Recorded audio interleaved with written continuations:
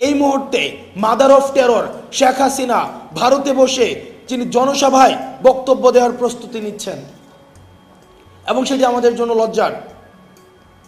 আমরা আমাদের জায়গা থেকে আমাদের এই ভোকালটা, এই যে জুলাই মুভমেন্টটা, এই জুলাই মুভমেন্টে 1500-র বেশি যে শহীদ হয়েছে এবং 22,000-এর বেশি যে আহত হয়েছে, এটা যে একটা জুলাই মুভমেন্ট ছিল, কিন্তু আমরা ওয়েস্টার্ন মিডিয়াতে দেখছি, আমরা ইন্ডিয়ান মিডিয়াতে দেখছি কনস্ট্যান্ট প্রপাগান্ডা চালিয়ে যাওয়া হচ্ছে।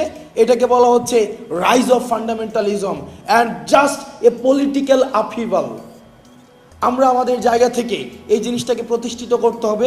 এটা শুধুমাত্র পলিটিক্যাল আপহিভাল ছিল না, এটা রাইজ অফ ফান্ডামেন্টালিজম না, এটা একটা সকল শ্রেণী পেশার মানুষের, ছাত্র, নাগরিক এবং সিপাহী যারা, সৈনিক যারা, সবাই রাস্তায় নেমে এসেছিল এই ফ্যাসিবাদের বিরুদ্ধে।